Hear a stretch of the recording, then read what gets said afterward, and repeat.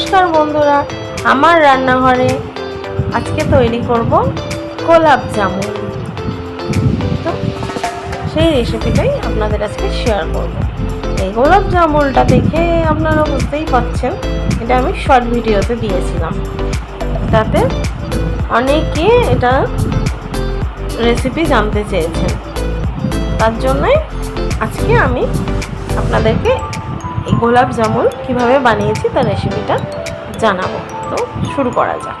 প্রথমে নেব জল ঝরানো ছানাটাকে ভালো করে মেখে নেব। হাত দিয়ে ডলে ডলে ভালো করে মেখে ছোট ছোট মণ্ড তৈরি করে নিতে হবে। তো হচ্ছে দেখুন, আমি ছোট ছোট করে আকারে মণ্ড তৈরি করে নিলাম। ছোট্ট মণ্ড তৈরি করে নিয়েছি। এবার কড়াইতে সাদা তেল গরম করে তাতে একে একে এই বানিয়ে রাখা ডোগুলো ছেড়ে দেব। আস্তে আস্তে ছাড়তে হবে, না হলে এগুলো ভেঙে যেতে পারে। আর হালকা আছে এটা ভাজতে হবে, একদম মিডিয়াম।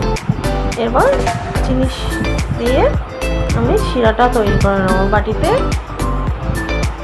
এক বাটি চিনি, আর সেই বাটিরই এক বাটি জল নিয়েছি, আর দিয়ে দিলাম দুটো এলাচ।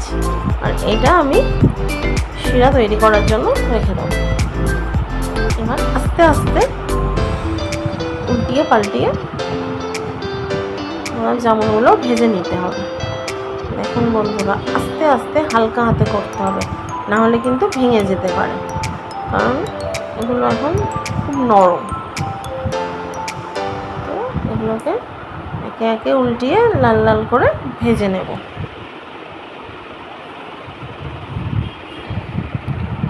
লাল লাল করে এই যে একে একে লাল লাল করে ভেজে নিয়ে এবার যে শিরাটা আমি বসিয়েছিলাম সেটা দেখব। তাতে গোলাপ জামুনগুলো এই যে ভেজে আমি মিশিয়ে দিয়েছি। এবার এটা গার্নিশিং করব। এই যে উপর দিয়ে রস ঝরিয়ে দিলাম। তৈরি গোলাপ জামুন। নমস্কার বন্ধুরা।